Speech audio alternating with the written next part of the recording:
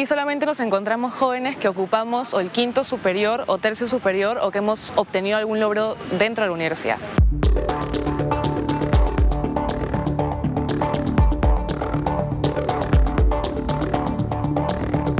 Desde niño me ha interesado bastante lo que es la parte del estudio, la parte del deporte y sacar siempre adelante mi región. Somos los mejores alumnos y cada uno de nosotros tiene talentos únicos, distintos. Yo estudio actualmente Ingeniería Industrial.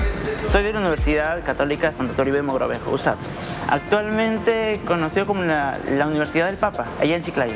Es un honor, la verdad, estar aquí frente a tantos compañeros que tengo, inclusive hasta competencias que hay, que me han elegido a mí para poder representar a mi universidad y a mi carrera. Es una lucha constante para poder resaltar y poder llegar a la ciudad de Lima. Ellos no son únicamente los mejores estudiantes de universidades e institutos, son además los protagonistas del siguiente debate.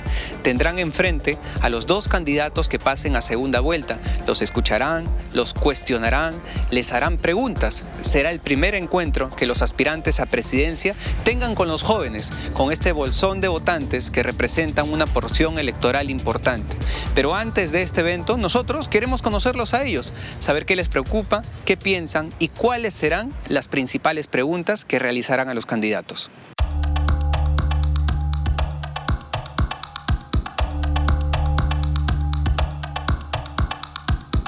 Yo he vivido 13 años en provincia y vemos una desigualdad tremenda. La educación en provincia no es la misma que encontramos acá en Lima y eso es muy preocupante, porque tanto mi educación como la de un niño que vive en provincia debería ser exactamente igual. Tú que has vivido en provincia, ¿cuál es la diferencia que notas? Los profesores. La capacitación que tienen los profesores en provincia y en Lima no son las mismas. Podemos decir que mi realidad siendo de Cusco es muy distinta a un estudiante de Lima, de Arequipa. ¿Cuál es tu realidad como estudiante cusqueño? Digamos, para llegar a la universidad no es, digamos, que yo salga de mi casa y ya puedo tomar, digamos, el autobús para llegar hasta la universidad. No, sino tengo que caminar todavía un cierto tramo para poder llegar hasta un autobús. Y, por ejemplo, aquí es diferente, que he visto que es que sales, tomas tu bus y ya llegas a la universidad, pero mi realidad es distinta. Aquí tienes diferentes oportunidades laborales y de crecimiento profesional. Pero en la ciudad de Huánuco es mucho más dificultoso porque tiene universidades, tiene institutos, pero la gran mayoría de sus jóvenes ejecutan su carrera de manera limitada. O algunos terminan la carrera y no logran ejecutarlo porque no hay lugares adecuados para un desarrollo profesional. Cuando hablan de Perú, todo el mundo habla de Cusco. Dentro de lo turístico, pero en cuanto a la educación dentro de Cusco no lo hablan. Claro, la sensación que tenemos la gente que no vivimos en Cusco es la plaza de armas, Machu Picchu. San Blas. Pero la gente que vive ahí no la pasa tan bien. Claro, no la pasa muy bien porque nosotros tenemos 13 provincias y dentro de esas 13 provincias tienen anexos y obviamente sus dificultades son muy riesgosas. Cuando nosotros estamos viendo las noticias de Arequipa, todos los días te levantas, escuchas balacera, mataron. Y eso es algo que usualmente si tú enfocas a canales que están en la capital, no pasan las noticias. Y es increíble porque el problema no solo está aquí en Lima, el problema también está en regiones. Entonces hay que saber descentralizarnos. O sea, la misma sensación de inseguridad que sentimos en Lima también se siente en Arequipa. Sí, se siente bastante y no nos parece no es un panorama en donde tú puedas crecer. Si tú quieres crecer necesitas un ambiente seguro.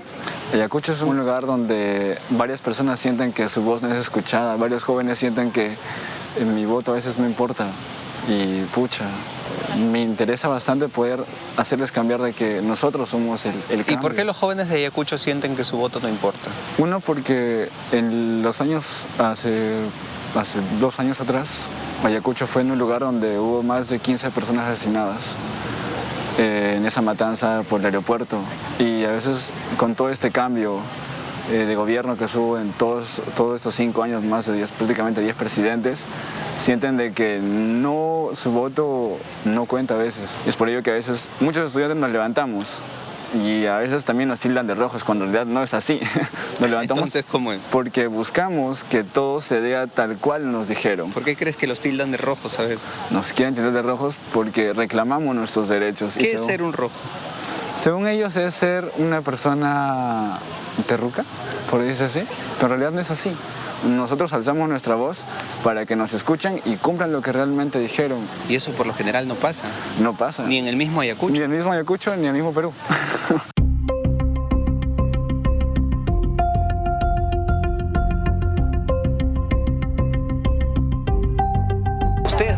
debatir con los candidatos que pasen a segunda vuelta. Los van a tener al frente y ellos van a responder las preguntas de ustedes.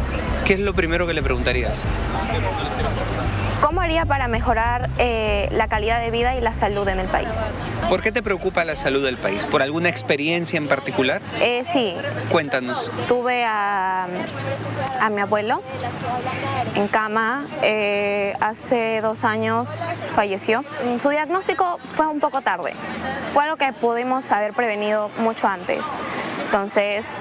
O sea, ¿tú sientes que el sistema de salud te deja con esa sensación de que se pudo hacer algo, pero no se hizo, exactamente? Ustedes van a tener la oportunidad de debatir con los candidatos que pasen a segunda vuelta.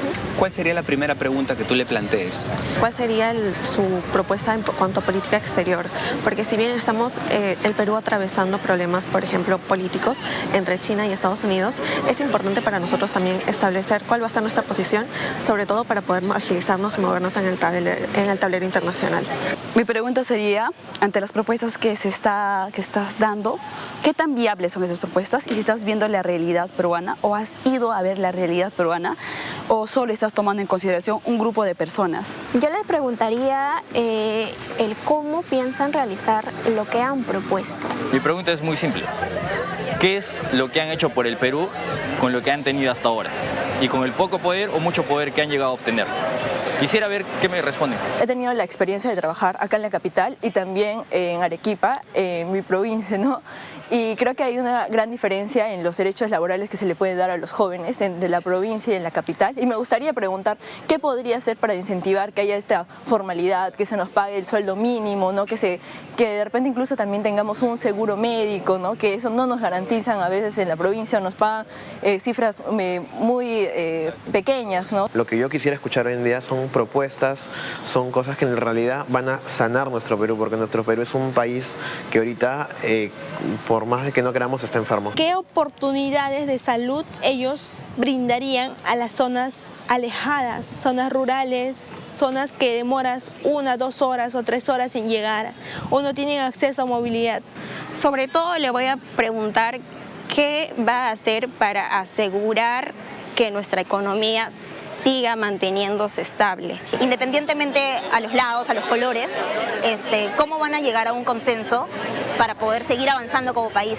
Mi pregunta sería, ¿cómo piensan ustedes poder romper ese círculo de la indiferencia donde el éxito de un joven peruano solamente depende de su código postal y no depende de su esfuerzo? ¿A qué te refieres de su código postal?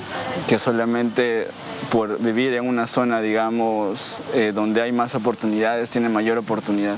Donde en sí la oportunidad creo que es todo el Perú. ¿Por qué deberíamos confiar en las propuestas que está demostrando y cuáles son las bases estructuradas que está dando para nosotros poder confiar en él? Yo iría por el lado de la educación. ¿Cómo llegaría a esas zonas rurales, a esos niños que no tienen teléfono, no tienen una computadora, que tienen que caminar horas o tienen que tomarse una lancha, como es en el caso de Iquitos, para poder llegar a sus escuelas?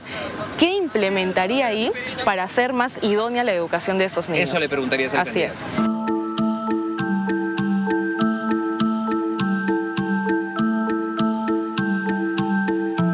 ¿Cómo tú crees que los jóvenes empezarían a interesar por la política? Yo creo que para llegar a los jóvenes hay que llegar a través de los medios que ellos consumen, ¿no? Que son redes sociales, TikToks, medios interactivos. Pero ya hemos visto que eso ha fallado, ¿no? Hay un candidato que ha hecho su campaña full redes sociales. Claro, pero hay que brindar contenido de valor, porque si brindamos contenido superficial, no va a llegar a nadie en realidad. La mayoría de jóvenes está totalmente desinteresado en la política porque vemos un panorama tan mal, en un nivel tan feo, de que estamos viendo de que no hay solución, pensamos que no hay solución. ¿Y cuál es la respuesta? Irnos del país.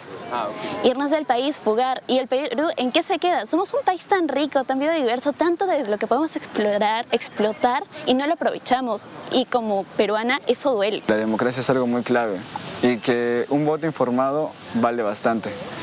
A veces nos va a costarnos informarnos, pero sí o sí, nosotros como jóvenes tenemos esa gran responsabilidad de votar por el Perú. Espero que el próximo presidente nos traiga oportunidades tanto laborales como de desarrollo profesional. Sabemos exactamente que el Perú no se va de la noche a la mañana a hacer un cambio al 100%. pero sí queremos ver promesas cumplidas. ¿Qué esperas del próximo presidente? Transparencia. He visto incluso mandatos cortos como el último que hubo, por más de que duró pocos meses o por más de que ya estaba a puertas de salir o fue un mandato rápido, siempre tienen que meter la mano, siempre tienen que malograr, por así decirlo, su periodo de gobierno. O sea, no es tan difícil, creo yo, el poder hacer las cosas bien. No hay candidato perfecto, es cierto, pero alguno que otro tiene más pros que contras. Y en ese sentido hay que elegir al que permita a nuestro país seguir en esa misma línea o crecer, pero no retroceder. Definitivamente no estamos eligiendo entre las personas idóneas. Y creo que tal vez ni siquiera entre los 30 y tantos no había alguien idóneo. Simplemente estamos tratando de rescatar lo que podemos. Por eso mismo digo de que independientemente a quien gane, van a tener que agarrar lo bueno de uno, lo bueno del otro y formarlo en una sola cosa. ¿Qué esperas de tu próximo presidente? Que tenga el poder, el carácter para poder afrontar los problemas políticos, sociales y económicos que tenemos en el Perú. Espero de ellos que propongan nuevas reformas educativas para poder seguir mejorando la calidad de la educación aquí en el Perú. Espero de ellos que nos den más oportunidades, porque ¿cuál es el miedo de darnos libertad a un país que tiene o requiere o que pide a gritos muchas oportunidades? Yo considero que no estemos con el resentimiento, miremos hacia adelante, veamos qué candidato nos puede sacar adelante a nuestro país. No estemos solo con el resentimiento, ya olvidemos lo que pasó, miremos adelante. Decirle a los jóvenes del Perú que se interesen en la política, porque el costo de oportunidad de no conocer a nuestros políticos, de no elegir informados, es que nos gobiernen las peores personas. Creo que buscar un punto neutro, un consenso neutro donde todos podamos dialogar, creo que es lo mejor. Me gustaría decirle a los jóvenes que no pierdan la fe, que no pierdan la esperanza. Creo que es importante que participemos de manera activa en la política y no solo al momento de dar nuestro voto, sino que sigamos haciendo supervisión. Nuestro voto es importante. Tal vez creemos o consideramos que es un solo voto. ¿Qué puede pasar? No voy a tal vez a votar o cualquier cosa, Marco, pero no. Un solo voto puede ser un cambio.